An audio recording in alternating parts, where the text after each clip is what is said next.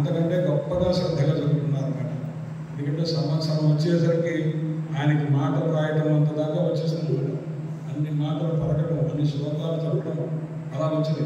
4 సంవత్సరాలు అయ్యేసరికి పురాణాలతో సహా అన్నీ వచ్చేస్తాయి. మామూలుగా కాదు, అన్ని రకాలు వచ్చేస్తాయి. దీనికోసం 5 సంవత్సరాలు అయ్యేసరికి ఆయనకి ఉపనయనం చేశారు.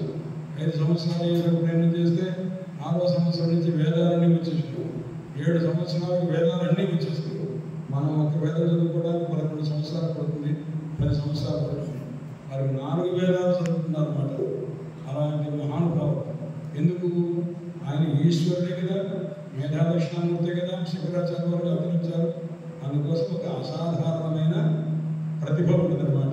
ఎందుకంటే ఏంటి, ప్రతి దాన్ని తెలుసుకునేటటువంటి శక్తి ఉంటుంది. తెలుసుకొని వెంటనే చెప్పగలుగుతారు అన్నమాట. ప్రతిభ అంటే అన్నమాట, మనం ఏదైనా చెప్తే తెలుసుకున్న దాన్ని మనం తిరిగి ఎప్పుడు పడితే అప్పుడు చెప్పగలిగితే దాన్ని ప్రతిభ అంటారు అన్నమాట. ఎప్పటికప్పుడు కొత్తగా మన మనసులో ఉండిపోతూ ఉంటారు. మనం కూడా ఆ మేధాదక్షిణామూర్తి శ్లోకాలు చదువుకున్నాం, శంకరాచార్య వారి స్తోత్రం చదువుకున్నాం, మనం కూడా ఆ ప్రతిభాశక్తి పెరుగుతుంది అన్నమాట. అందువల్ల మనం రోజు ఎవరిని ధ్యానం చేయాలి? దక్షిణామూర్తి స్మరణ చేసుకోవాలి. శ్రీ మేధాదక్షిణామూర్తి అన్న శ్రీ శంకర భగవత్పాదాచార్యులు నమః అని నమస్కారం చేసుకుంటే ఆ తర్వాత ఆ శంకరాచార్యుల వారే కొంతకాలానికి పరమాచార్యుల వారు, శంకరాచార్యుల వారి ఫోటో పక్కన ఇంకో ఫోటో చూసావా? ఆ పెద్దవారు తాతగారు ఉన్నారే పెద్దగా, మొట్టమొదటి శంకరాచార్య వారి తర్వాత ఆ పరమాచార్య వారు శంకరాచార్య వారే పరమాచార్య వారిగా అవతరించారు అని పెద్దలు చెప్తారు. అందువల్ల వారు శంకరాచార్య వారు ఎన్ని సంవత్సరాలు జీవించాలని చెప్పాను నేను ఇంతకుముందు? 32 సంవత్సరాలు జీవించారు. అదే ఈ పరమాచార్య వారు 104 సంవత్సరాలు జీవించారు. 104 సంవత్సరాలు జీవించి వారు మొత్తం లోకమంతా సంచారం చేసి జ్ఞానాన్ని ఉపదేశం చేశారన్నమాట. అందువల్ల మనకు 3 గురువులు ఉన్నారు. ఎక్కడి నుంచి? మొట్టమొదటి సదాశివ సమారంభ అంటే మేధాదక్షిణామూర్తి రూపంగా పరమేశ్వరుడు, ఆ తర్వాత శంకరాచార్య వారు, తర్వాత అస్మదాచార్య పర్యంతం పరమాచార్య వారు. ఇప్పుడు దాకా మనకు గురువుల వరకు మీకు సంధ్యావందనం నేర్పిన గురువు గారి పేరు తెలుసా మీకు? ఇందాక మీకు అధికారులు చెప్పారు, ఆయన నరసింహ గణపాటి అంటారు. ఆయనకు గురువు గారు ఉన్నారు, నిన్న చూచారని మీరు ఇక్కడ ఉన్నారు. ఆయన ఆంజనేయ శాస్త్రి గారు ఉంటారు. ఆయనకి ఇంకో గురువు గారు ఉన్నారు, ఆయన సూర్యనారాయణమూర్తి గారు ఉంటారు. వాళ్ళకి ఇంకో గురువు గారు ఉన్నారు. అలా ఒక్కొక్కటి గురువులు అలా పైన తరతరాలు ఉంటాయి అన్నమాట. ఇదంతా మనం చదువుకుంటే వస్తే మనకు గురువులు అన్నమాట. తల్లిదండ్రులు గొప్ప, గురువులు గొప్ప అంటే ముగ్గురు గొప్పే. అందులో చదువు చెప్తే గురువు ఇంకా గొప్ప అన్నమాట. అందుకోసమని గురువుల పట్ల గౌరవంగా ఉండాలి, తల్లిదండ్రుల పట్ల శ్రద్ధగా గౌరవంగా వారు చెప్పిన మాటలు వినాలి. ఎందుకంటే మన మంచి కోసమే చేర్పించాలి. నీకు ఎంతమంది ఉన్నారు ఇక్కడ చదువుకునేవాడు? నీ క్లాస్మేట్స్ ఉంటారు. ఇప్పుడున్నాడు వాడు కన్నా పడలేంటున్నాడు వాడు. నీ పేరేమిటనైనా నీ సోదరు ఏం చెప్పు, నిల్చొని చెప్పు ఒకసారి. నీ పేరు నిల్చొని చెప్పరా?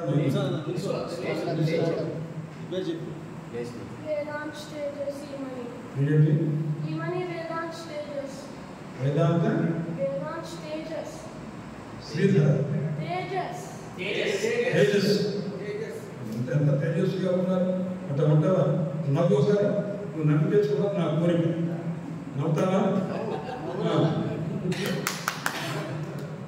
కూర్చొని చక్కగా చదువుకున్నాడు ఆయన, మంచి మాట. అందువల్ల శంకరాచార్యుల వారు తండ్రి గారి పేరు శివగురువు. ఏం పేరు? శివగురువు. వాళ్ళ తల్లి గారి పేరు ఆర్యాంబ. ఆర్యాంబ శివగురువుని శంకరాచార్య వారికి మొట్టమొదట తల్లిదండ్రులు వారు అన్నమాట. వారికి లేక చిట్టజీవం చాలా పెద్ద వయసు ఉంటారు. అంటే వాళ్ళు పెళ్ళైన తర్వాత ఒక 5 సంవత్సరాల దాకా సంతానం లేదు. లేకపోతే వాళ్ళు ఏం చేశారు? భగవంతుని ప్రార్థిస్తూ ఉన్నారు. వివాహం, వాళ్ళిద్దరికి వివాహం అయిన తర్వాత ఆర్యాంబ శివగురువులకు ఇప్పుడు వారు ఏం చేశారంటే మంచి కుమారుడు కలగాలి, గుణవంతుడైన వాడు, బుద్ధిమంతుడైన కుమారుడు కలగాలి అని వాళ్ళు ఏం చేశారు? ఇంతకుముందు చెప్పాను, బ్రాహ్మణుడు ఎక్కువగా ఆరాధించే దైవం ఎవరు? పరమేశ్వరుడు, సదాశివుడు. అక్కడ కేరళ దేశంలో శంకరాచార్య వారి తండ్రి గారు వారు ఉండేవారు. అక్కడ ఈశ్వరుడు దేవాలయం ఒకటి ఉంది. ఆ దేవాలయంలో ఉన్న ఈశ్వరుడి పేరు ప్రణతార్తిహరుడు. ప్రణత ఆర్తిహరుడు. ప్రణత అంటే నమస్కారం చేసిన వారి యొక్క, ఆర్తి అంటే బాధను, హర పోగొట్టేవారు అన్నమాట. ఆ ప్రణతార్తిహరుడు అనబడే ఆ ఈశ్వరుని యొక్క దేవాలయం వెళ్ళి రోజు వాడు నమస్కారం చేసుకొని వచ్చేవారు. ఏమని? స్వామి, చాలా జ్ఞానం కలిగిన మా వంశాన్ని ఉద్ధరించే మంచి పిల్లవాడు పుట్టాలి అనుకున్నాను. ఎందుకంటే మీ తల్లిదండ్రులు మనం ఎందుకు ఇక్కడ చేర్పించారు? వాళ్ళు ఒకవేళ సంధ్యావనం సరిగ్గా చేసినా చేయకపోయినా ఆ పిల్లవాడికి చిన్నప్పుడు చేసి వాడు సంధ్యావనం చేసుకొని మంచి వేదం చదువుకొని మంచి మార్గంలో ఉండాలి అని వాడు కోరుకుంటారు. తండ్రి ఎప్పుడు కూడా తనకంటే నా పిల్లవాడు చాలా మంచి అభివృద్ధిలో ఉండాలి, నాకంటే బాగుండాలి అనే కోరికతో ఇలాంటి మంచి పనులు చేస్తుంటారు అన్నమాట. ఆ రకంగానే వాళ్ళు కూడా ఏం కోరుకున్నారు? మాకు గొప్ప కుమారుడు కలగాలి, మా వంశంలో చెప్పుకోగలిగినటువంటి కుమారుడు కలగాలని ఈశ్వరుని ప్రార్థించారు. ఆ ఈశ్వరుని పేరు ఏం చెప్పాను నేను? ప్రణత ఆర్తిహరుడు. ప్రణత అంటే అతనికి నమస్కారం చేసిన వారి యొక్క, ఆర్తి అంటే దుఃఖాన్ని లేక కష్టాన్ని, హరుడు పోగొట్టేవాడు. హర హర హర అంటే పోగొట్టుము పోగొట్టుము పోగొట్టుము. ఏం పోగొట్టాలి? నాలో ఉన్న తెలివిలేకపోతున్నాను పోగొట్టుము, నాలో ఉన్న బాధలు పోగొట్టుము, నాలో ఉన్న కష్టాలు పోగొట్టుము, నాలో ఉన్న దిగులు పోగొట్టుము, మాతా పితృప్తి లేదు, నాకు నిర్లక్ష్యం బాగుంది, ఇక్కడ చెప్పిన మాట వినట్లా, అలాంటి దుష్ట లక్షణాలని పోగొట్టుము అని కోరతామన్నమాట. హర హర హర. శివ శివ శివ అన్నామనుకో, నాకు మంచిని కలగజేయము, మంచి బుద్ధిని కలగజేయము, మంచి మార్గాన్ని కలగజేయము, మంచి అలవాట్లు కలగజేయము అని కోరతాం అన్నమాట. ఏమైనా అందుచేత హర శివ, హర శివ, హర శివ అంటే చెడ్డ పోగొట్టు, మంచిని కలగజేయి అని కోరుకుంటున్నాను. అయితే ఆ శివుని పేరు ఏం చెప్పాను? ప్రణత ఆర్తిహరుడు. ఇప్పుడు ఆయన దగ్గరికి వెళ్ళి రోజు నమస్కారం చేస్తుంటే కొంతకాలమైన తర్వాత వారికి కుమారులు కలిగారు. ఆ కుమారుల పేరు ఏం పెట్టారు? శంకర అని పేరు పెట్టారు. ఏం పేరు పెట్టారు? శంకర. శం అంటే అర్థం ఏమిటి? సుఖమును, కర చేయువాడు అంటే లోకంలో అందరికీ సుఖం కలిగేట్టు చేస్తారు. ఎవరి యొక్క కష్టం లేకుండా అందరికీ సుఖాన్ని కలిగిస్తారు. ఈశ్వరుడు కూడా శంకర అని అంటారు. ఈశ్వరుడే ఇప్పుడు మనకు శివగురువునకు ఆర్యాముకు కుమారుడుగా పుట్టారు. అందువల్ల ఆయన పేరు కూడా ఈశ్వరుని యొక్క అనుగ్రహంతో కూడా పుట్టింది. ఎందుకంటే వాడు ప్రణతార్తిహర శివాలయానికి వెళ్ళి కదా నమస్కారం చేసుకుంది. ఆయన వల్లనే 25 ఏళ్ల తర్వాత, అంటే వివాహం అయిన తర్వాత 25 సంవత్సరాలకు ఎప్పటికో కలిగారు అన్నమాట. అందువల్ల ఆ ఈశ్వర అనుగ్రహంతో మనం కలిగాడు కాబట్టి ఆయన పేరే పెట్టుకుందాము అని చెప్పి మాకు ఇంత సుఖాన్ని కలిగజేశారు, లోకానికి సుఖం కలిగజేసేవారు పరమేశ్వరుడే అని చెప్పి ఆయనకి శంకర అంటారు. శం అంటే ఏం చెప్పాను నేను? సుఖము, శుభము. దాని కర అంటే చేయువాడు, ఇచ్చేవాడు. శంకర పేరు.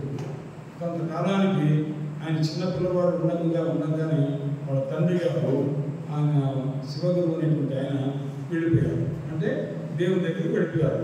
ఆయన దగ్గర మరణించారు. అప్పుడు ఇంకెవరున్నారు? ఆ తల్లి ఒక్కరితే ఉంది, ఆర్యాంబ.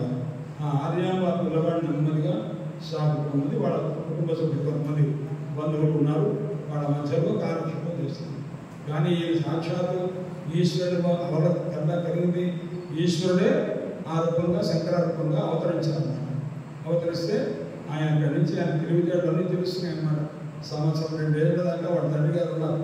అతని తెలివితేటలు చూశారు, ఆశ్చర్యపడ్డారు, ఆనందపడ్డారు.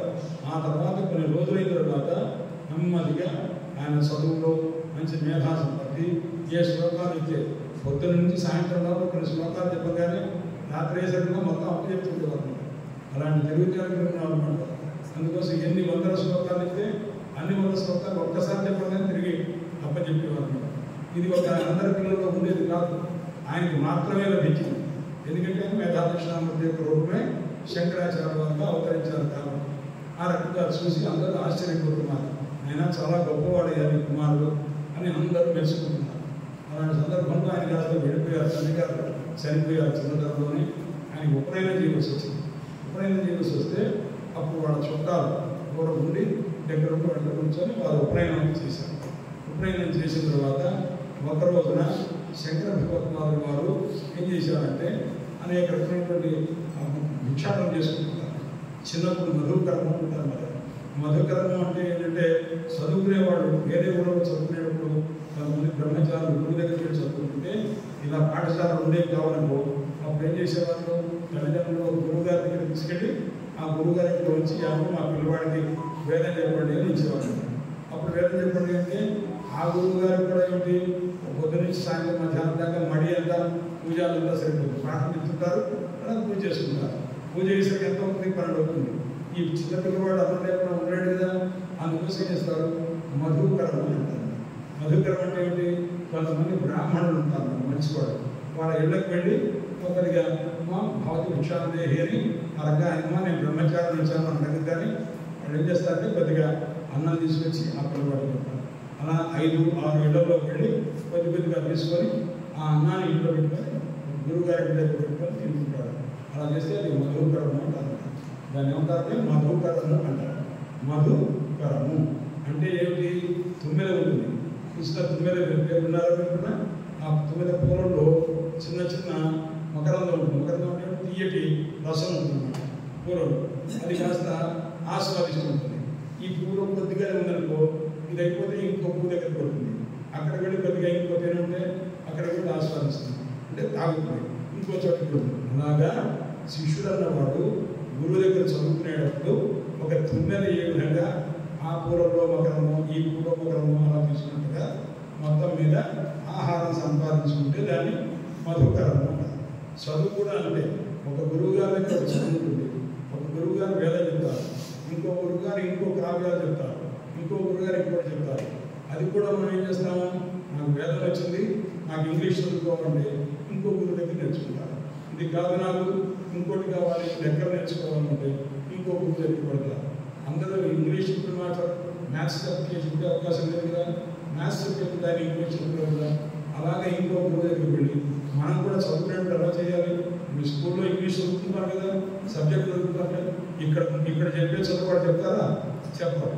వాళ్ళు చెప్పే చదువు వీడు చెప్పరు. అందుకోసమని ఇది ప్రత్యేకించి ఇక్కడ వేదం కానీ ఇది చదువుకోవాలి సంధ్యావనం చేసుకోండి ఇక్కడికి రావాలి. అందుకోసమని మీరు ఎలా వచ్చారు? ఇప్పుడు ఒక మధుకరం లాగా వచ్చారు. మా స్కూల్ చదువుకున్నాము. దానికంటే అసలు మనం పుట్టింది ఎలా పుట్టామో బ్రాహ్మణుడిగా పుట్టాం. బ్రాహ్మణుడిగా పుట్టిన తర్వాత మనకు నీకు ఉపనయనమైంది కదా, ఉపనయనం ఒడిగైంది కదా, ఒడిగైనప్పటి నుంచి మీకు ఇంకో పేరు ఉంటుంది. ఏమిటా పేరు? ద్విజ అని. ద్విజ అంటే రెండవ జన్మ అని. మొట్టమొదట తల్లిదండ్రులు తల్లి గడుపు నుంచి బయటకు వచ్చినప్పుడు మనం ఏమంటారు? బ్రాహ్మణుడు. ఎందుకంటే తండ్రి తల్లి ఇద్దరు బ్రాహ్మణులు అయితే వాళ్ళ కలిగిన సంతానాన్ని బ్రాహ్మణుడు అంటారు. ఆ పుట్టగానే మనకేమైనా ఏం పేరు వచ్చింది? బ్రాహ్మణుడు అని పేరు వచ్చింది.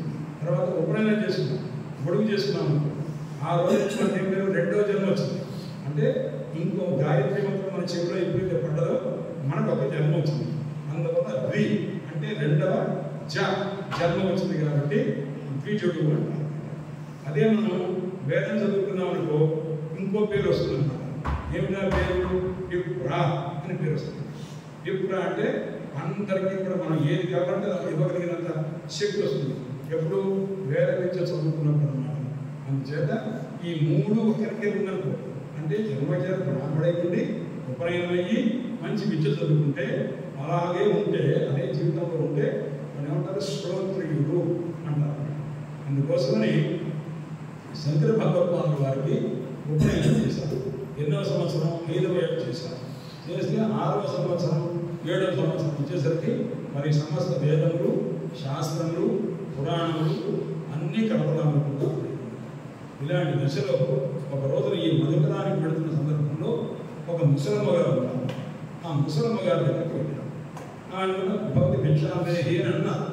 అంటే అప్పుడు ఆవిడ పాపం ఈయన వస్తుంటే ఏదైనా ఇవ్వాలనుకుంటే వాళ్ళ ఇంట్లో ఏమి దింపితే ఆవిడతో చాలా బీదలు. అందువల్ల ఆవిడకి ఇవ్వడానికి వెతకడానికి ఏమీ లేకపోయేసరికి చివరికి ఇంట్లో చూస్తే ఆ జాడీలో ఇంట్లో చూస్తే ఒక ఎండిపోయిన ఉసిరికాయ. ఆ ఉసిరికాయ తీసుకొచ్చి శంకరాచార్య వారికి ఇచ్చింది. అప్పుడు శంకరులు ఇంకా స్వామివారు కాదు అప్పుడు వెంటనే ఆ ఉసిరికాయ ఇచ్చేసరికి అది తీసుకొని అప్పుడు చూశారు, ఆ పరిస్థితి చూశారు. ఆయనకి ఏమీ లేకపోయేసరికి వెంటనే ఆయన ఏం చేశారంటే లక్ష్మీ అమ్మవారిని ప్రార్థించారు. లక్ష్మీ అమ్మవారిని ఎవరు ప్రార్థించారంటే, అమ్మ ఈమెకి సమస్త సంపదలు కలిగేట్టు దారిద్ర్యం పోయేట్టుగా ఇవ్వవలసింది అనుగ్రహించారు. అప్పుడు లక్ష్మీ అమ్మవారు అంది, ఈమె ఎప్పుడు ఆమె జన్మలో ఎవరికి ఏమీ దానం చేయలేదు, అందుకోసం మనం ఎవరికి ఏమీ ఇవ్వకపోతే లక్ష్మీ అమ్మవారు మనకి ఏమీ ఇవ్వదు. మనం ఎప్పుడన్నా దానం చేస్తూ ఉంటే మనకి మన దగ్గర అందరికో మనం ఒక్కరి మీద రహస్యంగా తినపడదు. మనం చుట్టుపక్కల ఎవరైనా ఉంటే మంచివాడు ఉంటే వాళ్ళకు కూడా పెడుతుండాలి. అలాంటి ఒక మంచి అలవాటు ఉండాలి. అలా దానం చేస్తేనే మనకు భగవంతుడు ఇస్తాడు అని చెప్తారు. అలా ముసలిం గారు ఎవరికి ఏం పెట్టలేదు, గతంలో వైపు పూర్వజన్మలో పెట్టలేదు, ఇప్పుడు పెట్టలేదు. అందువల్ల నేను డబ్బులు ఇవ్వడానికి నాకు ఇష్టం లేదు అని లక్ష్మీ అమ్మవారు అన్నారు. అంటే అమ్మ అప్పుడు సరే, ఇప్పుడు నాకు ఒక ఎండిపోయిన ఉసిరికాయ ఇచ్చిందిగా, దీనికి ఏమైనా ఫలితం ఉందా? ఆ ఫలితం ఇవ్వదు.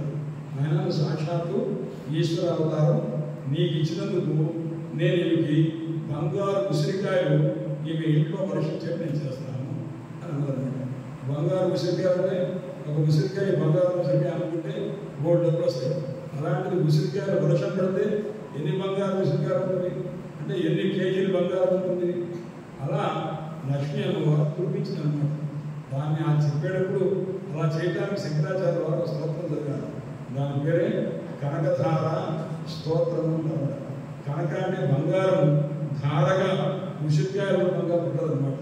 అందువల్ల కనకధార స్తోత్రాన్ని కేరళలో ఇప్పుడు కూడా కారడి అని ఒక క్షేత్రం, శంకరాచార్య వారు పుట్టిన ఊరు, ఆ ఊరు కొద్ది దూరంలో ఈ ముసలమ్మ గారి ఇల్లు, ఎక్కడైతే ఈ బంగారు వర్షం పడ్డదో అదంతా కూడా అంత చరిత్రలో చెప్తారు. అందువల్ల శంకర భగవత్పాదులు గారు చిన్నతనంలోనే తన యొక్క స్తోత్రం చేత లక్ష్మీ అమ్మవారిని ప్రసన్నం చేసుకొని, అది ఆ డబ్బేమన్నా ఆయన తీసుకున్నారు, ఏమీ తీసుకోవాలి. ఆయన ఒక సన్యాసి ఉన్నారు. అందువల్ల మహానుభావుడు తీసుకోకుండా ఆమెకు ఇచ్చేసి ఆ ప్రశాంతం బంగారం అంతా ఆమెకు ఇచ్చేసి అనుగ్రహించి వెళ్ళారు. అలా ఎంతకాలం వారు ఉన్నారని చెప్పాను. నేను మొట్టమొదటి చెప్పాను ఎన్ని సంవత్సరాలు శంకరాచార్య వారు జీవించింది, 32 సంవత్సరాలు. ఆయనకి ఇలా అన్ని చోట్ల కూడా అందరినీ కూడా సన్యాసం తీసుకోవాల్సి వచ్చింది. సన్యాసం రోజున తల్లి ఒప్పుకోరు, సన్యాసం తీసుకోవడానికి ఒక్కడే పడుకుంటే సన్యాసానికి ఒప్పుకోరు. అందుచేత ఒక రోజున సన్యాసం తీసుకోవాలి భగవత్పాదుల వారి సంకల్పం. అందుకోసం ఒక రోజున అక్కడ పూర్ణా నది ఒక నది ఉంది కేరళలో. శంకరాచార్య వారి ఊరు కారడి, ఆ కారడి దగ్గర పూర్ణా నది ఉంది. ఆ పూర్ణా నదిలో స్నానం చేస్తుంటే ఒక మొసలి అంటే క్రొకడైల్ అంటారుగా, ఆ ముసలి కాస్త ఆ నదిలో శంకరాచార్య వారి కాలు గట్టిగా పట్టుకునేసరికి శంకరాచార్య వారు అమ్మా అని గట్టిగా ఒకసారి అరిచారు. అరిస్తే అప్పుడు తల్లి కాస్త వెంటనే ఆ పిల్లవాడిని చూసినైనా ఏమైందంటే ఇట్లా మొసలు పట్టుకుందమ్మా అని చెప్పి అంటే, అయ్యో ఈ పిల్లవాడు రక్షించే వాళ్ళు ఎవరు లేదని పెద్దగా నేను అరిచింది. బాధపడితే అమ్మా నువ్వు ఒక పని చేయి, నేను సన్యాసం తీసుకుంటాను, దానికి అనుమతిస్తే నాకు ప్రారంభం పోతుందమ్మా అన్నారంటే ముసలి విడిచిపెట్టింది. నాకు సన్యాసం తీసుకోవడానికి అనుమతి వస్తుందంటే, ఒక కొడుకు నాయన నాకు 2 కొడుకులు అంటే ఒక కొడుకు సన్యాసం అనుకోవచ్చు, నువ్వు ఉన్నదే ఒక కొడుకు కాబట్టి నేను ఎలా ఒప్పుకుంటా అంటే, లేకపోతే నన్ను వదిలిపెట్టదు, నేను ఇలాగే పోతానమ్మా అని చెప్పినంటే, అప్పుడు అలా అయితే నువ్వు సన్యాసిగా ఉన్నప్పటికీ కూడా నువ్వు ఉంటే చాలు, ఎలాగో అలా ఉంటే చాలు, నాకు కావాలని చెప్పి సరే నాయన ఒప్పుకుంది. ఒప్పుకోగానే శంకరాచార్య వారి సంకల్పం వల్లే ఆ ముసలి పట్టింది. ఆయనే అలా సన్యాసం తీసుకోవడానికి తగినటువంటి ఒక కల్పన చేశారనమాట. ఆ తర్వాత వెంటనే ఆ ముసలి కాస్త తెచ్చి వెళ్ళిపోయింది. శంకరాచార్య వారు సన్యాసం తీసుకునేటువంటి పరిస్థితి వచ్చింది. అప్పుడు సన్యాసం తీసుకున్నారు. అంటే ఎలాగ శంకరాచార్య వారికి ఒక గురువు గారు ఉన్నారు, వారి పేరు గోవింద భగవత్పాదులు అంటారు. గుర్తుపెట్టుకోవాలి, శంకరాచార్య వారు వారికి సన్యాసం ఇచ్చినటువంటి గురువు గారు గోవింద భగవత్పాదులు. ఎందుకంటే ఆయన పేరేమో ఈశ్వరుడి పేరు, వారి గురువు గారి పేరు కృష్ణ పరమాత్మ విష్ణుమూర్తి యొక్క పేరు. ఆ గోవింద భగవత్పాదుల వారు శంకరాచార్య వారికి గురువు గారు. వారి దగ్గర వారు కాస్త చదువుకొని వేదాంతాలంతా కూడా తెలుసుకున్నారు. ఆ రకంగా గొప్ప స్థితి పొందారు. 8 సంవత్సరాలు అయ్యేసరికి గొప్ప స్థితిలో ఉన్నారు. సమస్త దిక్కులు సంచారం చేస్తున్నారు. కాశీకి వెళ్ళారు. కాశీకి వెళ్ళి అక్కడ భాష్యాలు రాశారు. శంకరాచార్య వారు భక్తి స్తోత్రాలు 3 రాశారు. అనేక స్తోత్రాలు రాశారు. దాంట్లో మీకు గణేశ పంచరత్నం ఉంటారు.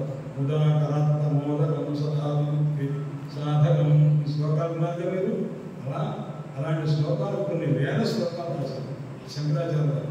ఒక్క శ్లోకం చదువుకుంటే చాలు మనకున్న మూర్ఖత్వం పోతుంది, మొండితనం పోతుంది, అలసత్వం పోతుంది. అందుకోసం శంకరాచార్య వారిని ఆ శ్లోకం ఏదైనా ఉంటే నేర్చుకోవాలి. ఒక శ్లోకం చెప్తారు, మీరు చెప్తారా ఒకసారి? అవినయం అపనయ విష్ణు దమయ మనః శమయ మృగతృష్ణాం భూతదయాం విస్తారయ ధారయ సంసార సాగరతః. మంచి శ్లోకం. ఇలా 6 శ్లోకాలు రాశాను. ఎందుకంటే 9కి ఎన్ని కార్డులు ఉంటాయి అన్నారు. 9కి ఇప్పుడు ఎన్ని కార్డులు ఉంటాయంటే 6 కార్డులు ఉంటాయి. మనం మామూలుగా మనిషికి ఎన్ని కార్డులు? 2 కార్డులు ఉంటాయి. పశువులకి ఎన్ని కార్డులు ఉంటాయి? 4 కార్డులు ఉంటాయి. 9కి ఎన్ని కార్డులు ఉంటాయి అంటే 6 కార్డులు ఉంటాయి అన్నమాట. అందుకోసం 6 శ్లోకాలు పెట్టారన్నమాట. ఆ 9 లాగా అన్నమాట. అందుకోసమని ఇది షట్పది శ్లోకంలో మొదటి శ్లోకం. ఏం చేయాలని చెప్తున్నారంటే శంకరాచార్య వారు ముందు నాకున్నటువంటి అభినయాన్ని, అంటే ఆయన ఒకసారి రాధాని పిలిచిందనుకో తల్లి, నేను రాను అంటారు. మనం చదువుకుంటూ అనమాట. అలా అనకూడదు. అది అభినయం. ఆ అభినయాన్ని నెమ్మదిగా చెప్పాలి. అమ్మ అమ్మంగారు వస్తాను, ఒక నిమిషం ఉంటానమ్మా అని చెప్పాలి. తల్లి కానీ తండ్రి కానీ ఆ వినయం లేకుండా ఉండకూడదు. కాబట్టి శంకరాచార్య వారు మొట్టమొదటి పోయిన మాటది, నాకున్న అభినయాన్ని పోగొట్టవలసింది. అంటే చెప్పిన మాట వినకుండా ఉండడం, మొండితనం ఇనేసా పోగొట్టాలి అని ఎవరు అడుగుతున్నారు? విష్ణుమూర్తిని ప్రార్థిస్తున్నారు. ఓ విష్ణుమూర్తి, స్వామి కృష్ణ, నాకు అభినయాన్ని పోగొట్టవలసింది. అభినయం అపనయ విష్ణు దమయ మనస్సు ఇప్పుడు కూడా కంట్రోల్లో ఉన్నారు. ఇష్టం వచ్చినట్టు మాట్లాడకూడదు, ఇష్టం వచ్చినట్టు ఎదురుకూడదు, గబగబా ఆటంగా పరిగెత్తుకోకూడదు. ఏ సమయంలోనో ఎప్పుడో వెళ్ళాల్సిన సమయం పెద్దవాళ్ళని అడిగి పెడుతుంటారు. సమయం మృగతృష్ణ, ఆశలు పడకూడదు. ఇక్కడ ఐస్ క్రీమ్ పెడుతున్నారు, ఐస్ క్రీమ్ ఇస్తున్నారంటే దాని మీద వెంటనే పరిగెత్తకూడదు. పెద్దవాళ్ళని అడగటం, వాళ్ళు చెప్పిన వాక్యం వాడు ఇప్పిస్తే తీసుకోవడం తెలుసుకుంటారు. అలాగే భూతదయా విస్తారయ. భూతదయ అంటే ఎవరన్నా మీద వాడు, ఎవరన్నా చదువు సరిగ్గా రాలేదు, నీ క్లాస్మేటే ఉంటాడు, నీకంటే పూర్తిలో వాడు సరిగ్గా చదువుకోలేకపోతాడు. అలాంటి వాడు మనం సహకారం చేయాలి. ఇలా చదువుకున్నా, ఇలా చదువుకుంటే ఈజీగా వస్తుంది అని వాడికి మంచి సలహా చెప్పి వాళ్ళ పట్ల మనం జాలిగా జాగ్రత్తగా వాడికి సాయం చేయాలన్నమాట. ఆ రకంగా చేస్తే మనం ఈ ప్రపంచంలో పొందుతాం. మీరు సంధ్యావనం చేసేటప్పుడు ఏం చెప్తారు? చిన్నవర్ చతుస్సాగర పర్యంతం గోబ్రాహ్మణేభ్య శుభం భవతు అంటే అర్థం వచ్చిన చతుస్సాగరం ఏంటంటే మొత్తం ఈ ప్రపంచం మొత్తంలో ఎన్ని సముద్రాలు ఉన్నాయో? 4 సముద్రాలు. 4 సముద్రాల మధ్యలో ఉన్న భూమి ఏదైతే ఉందో ఆ భూమిలో ఎంతమంది బ్రాహ్మణులు ఉన్నారో, ఎంతమంది ఎన్ని ఆవులు ఉన్నావో అవన్నీ కూడా సుఖముగా ఉండుగాక ఇలా మనం కోరుకుంటాం. భారత ఇంకా ఎక్కడ ఏ ప్రపంచంలో ఏ మతంలో కానీ ఎక్కడా కానీ ఇలాంటి కోరుకునే పద్ధతి వేరేది. మనం 3 పూట సంధ్యాపనం చేసుకున్నాము, 3 సార్లు కూడా అన్ని ప్రపంచంలో ఉన్న సమస్తమైనటువంటి గోపులు, సమస్త బ్రాహ్మణులు అందరూ క్షేమంగా ఉండాలి మనం కోరుకుంటామే. అంత గొప్ప సంస్కృతి ఒక్క ఈ వేదంలోనే ఉంది, ఈ సంధ్యావనంలోనే ఉంది, ఎక్కడా లేదు. అలాగే ఓనమ ప్రాచ్య దిశే ఉంది కదా, ఓనమ జ్ఞాష్ట దేవతాయ శ్యామ ప్రసిద్ధి అని అంటున్నాడు. అంటే 4 దిక్కులు తిరుగుతుంటారు భోజనం చేసేటప్పుడు, సాయంకాలం కూడా ఓనమ ప్రాచ్య దిశ అంటే ఈ తూర్పు దిక్కులకు నమస్కారము, ఇక్కడ ఉండేటటువంటి ఏ దేవతలు ఉన్నారో వాళ్ళందరికీ నమస్కారము. అలాగే దక్షిణ దిక్కులు ఎంతమంది దేవతలు ఉన్నారో వాళ్ళందరికీ నమస్కారము. పశ్చిమ దిక్కులు ఎంతమంది ఉన్నారో, ఉత్తర దిక్కులు ఉన్నారో, ఊర్ధ్వ దిక్కుల పైన ఎంతమంది ఉన్నారో, అధస్సు దిక్కులు ఉన్నారు, మళ్ళీ అవాంతర దిక్కులు అంటే తూర్పుకి కారణాలు, పశ్చిమానికి కారణాలు, అలాగే ఇలా అన్ని కారణాలు ఉన్నటువంటి ఎంతమంది దేవతలు ఉన్నారు వాళ్ళందరికీ నమస్కారం. అంటే మనం ఎవరికి నమస్కారం పెట్టకుండా ఎప్పుడూ లేదు. మన సమస్త దేవతలకి సమస్త గోవులకు, ఆవులకు, సమస్త బ్రాహ్మణులకు రోజు నమస్కారం పెడతాం. ఇలా నమస్కారం పెట్టుకుంటే వాళ్ళు ఏం చేస్తారు? మనం చల్లగా చూడటమే కాకుండా మన దేశాన్ని మొత్తాన్ని కూడా చల్లగలుస్తారు. ఎందుకంటే ఒక్కడైనా మనకు మంచిగా ఇలా కోరుకున్న వాడు ఉంటే వాడిని రక్షించడం మన కర్తవ్యం అని దేవతలు సమస్తమైనటువంటి వాళ్ళు మహనీయులంతా కూడా రక్షిస్తుంటారు. అందువల్ల మనకు ఈ గొప్పదైనటువంటి ఈ సంధ్యానందంలో గొప్పతనం ఉంది. అది తెలుసుకొని మనం జాగ్రత్తగా మనం ఈసారి ఇప్పుడు నేను చెప్పాను. అదేవిధంగా చిరుసాగర్ కూడా మనం చేసుకోకపోతే మీరు అర్థం చేసుకుంటూ చెప్పుకోండి. మేము 4 సముద్రాల మధ్యలో ఉన్న ఏ గోవులున్నావో, ఎన్ని వేల, ఎన్ని లక్షల, ఎన్ని కోట్ల గోవులున్నావో అవన్నీ సుఖంగా ఉండాలని మనం కోరుకుంటాం. అలా గోవు అంటే ఎవరు? సమస్తమైన దేవతలు ఆవు